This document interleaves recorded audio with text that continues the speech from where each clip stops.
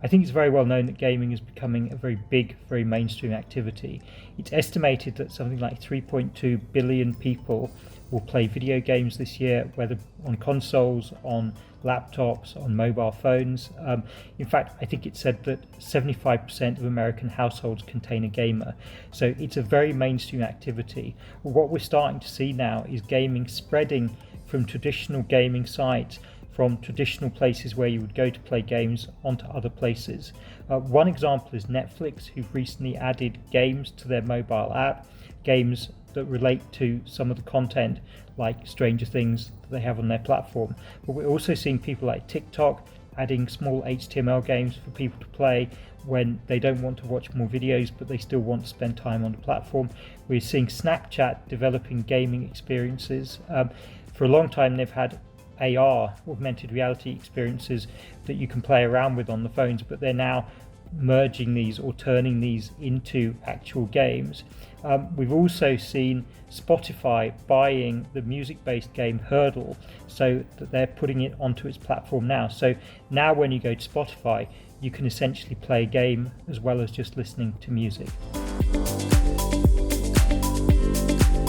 The reason platforms are doing this is that they get people to spend more time on the platform, but also really importantly to visit more often.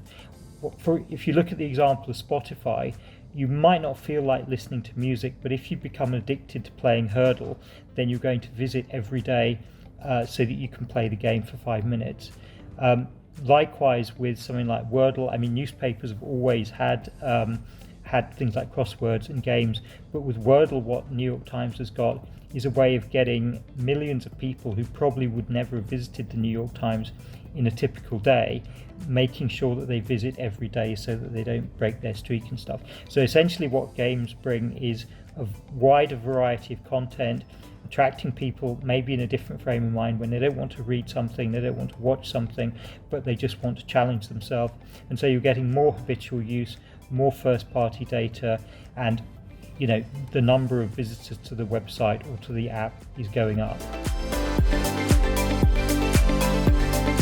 I think what we're really talking about is the sort of merging of content, the inclusion of playfulness, of play within other sort of content formats like music. And one example of this is what's happening around movies and TV entertainment. So there have always been lots of examples of movies being turned into games. You think about things like GoldenEye, the James Bond film. But what we're starting to see is TV shows, TV movies being turned into experiences on platforms like Roblox and platforms like Decentraland.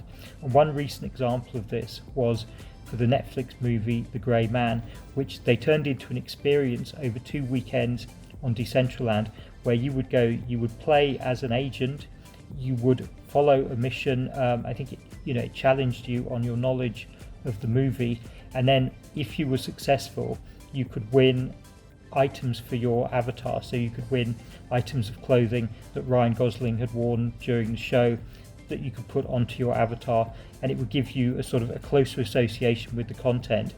And as I say, when you produce a film now, you can also think about how people might want to play as a game, how it might become a multiplayer experience.